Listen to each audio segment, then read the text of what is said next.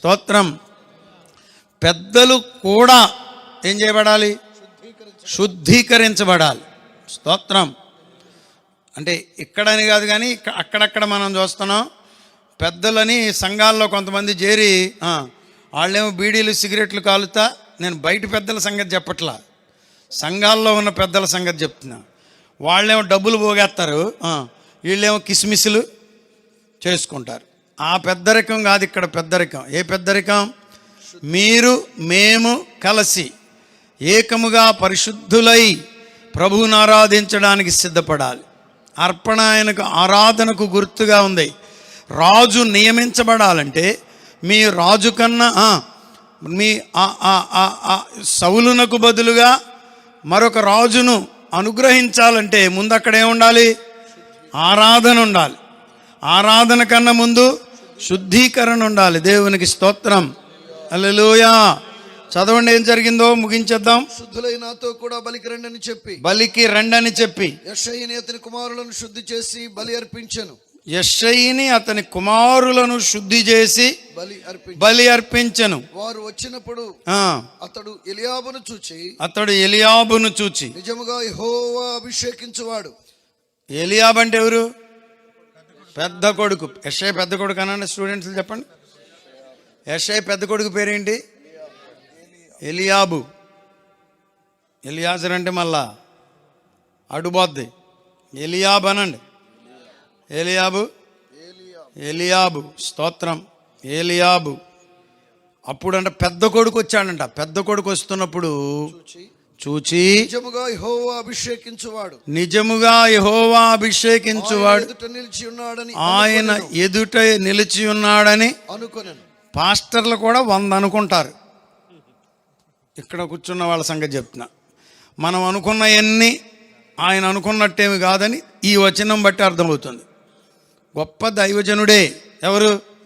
సమూయేలు. ఏం చేశాడంట? ఇదిగో ఇతడే అనుకున్నాడంట. ఎవరిని చూసి? నువ్వు అనుకుంటే ఎట్టా? అసలు ఆయన అనుకోవాలి కదా. అయితే యెహోవా సమూయేలుతో ఇలాగు సెలవిచ్చెను. ఈయన వింటున్నాడు. ఇక్కడ రిసీవర్ ఉంది ఫోన్లో. అతని రూపమును అతని ఎత్తును లక్ష్య పెట్టకము. ఇదిగో ఆడు ఎర్రగా ఉన్నాడని ఎత్తుగా ఉన్నాడని ఆడనుకుంటామేమో, నువ్వు కొంచెం ఆగా అన్నాడంట. చూసారా? మనం పై రూపాన్ని ఈ మీటింగులు జరిగేటప్పుడు మీరు కొంతమంది అనుకుంటారు, సేవకులు, ఇదిగో పలానోళ్ళు 2 లక్షలు ఇచ్చేస్తారు అనుకుంటారు. ఆయన శుభ్రంగా పొట్లం కట్టుకొచ్చి 2 ఏళ్ళు ఇస్తాడు. ఇక సైతాన్ దూరం అంటాడు, ఇక అయిపోయింది నీ మీటింగ్ అంటాడు. అట్లేమి కాదు. దేవుడు ఏర్పాటు చేసుకున్న బిడ్డలు ఉంటారు. దేవుడు వారిని తీసుకుని వస్తాడు. హల్లెలూయ. షెకేలున్న చేపలు వేరుగా ఉంటాయి. ఇంత పెద్ద చేప దొరికిందని దాని కడుపులో షెకేలు ఉందనుకోమాక. హల్లెలూయ. ఏదో చిన్న చేప నోట్లో షెకేలు పెడతాడు. పెట్టకుండా మనం ఎట్లా చేసేది? స్తోత్రం.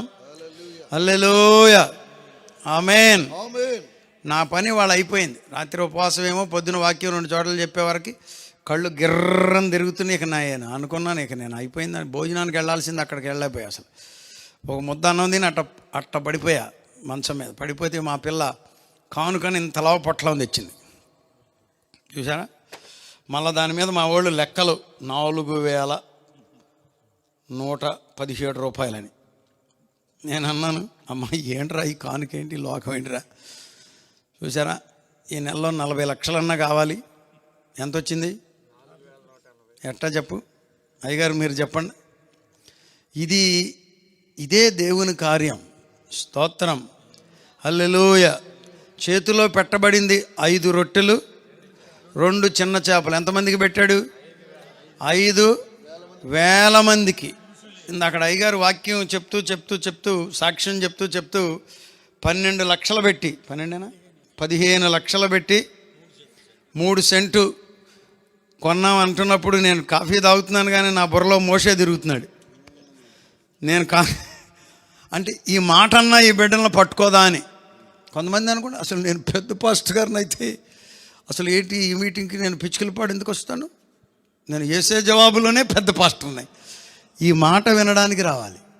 చిన్న చాగంటిపాడు నుండి చెప్పండి పెద్ద నూజివీడి తీసుకెళ్ళి దేవుడు అక్కడ ఏం చేశాడు?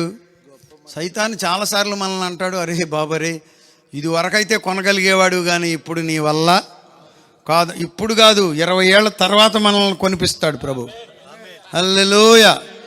అసలు దేవునికి అసాధ్యమైనది ఏదీ లేదు. నగర నడిబొడ్డులో దేవుడు మనకు స్థలాలు ఇస్తాడు. స్థలాలే కాదు, ఏకంగా పొలాలు ఇస్తాడు. దేవునికి స్తోత్రం కలుగునుగాక. హల్లెలూయా. ఆయనకు అసాధ్యమైనది ఏదీ లేదు.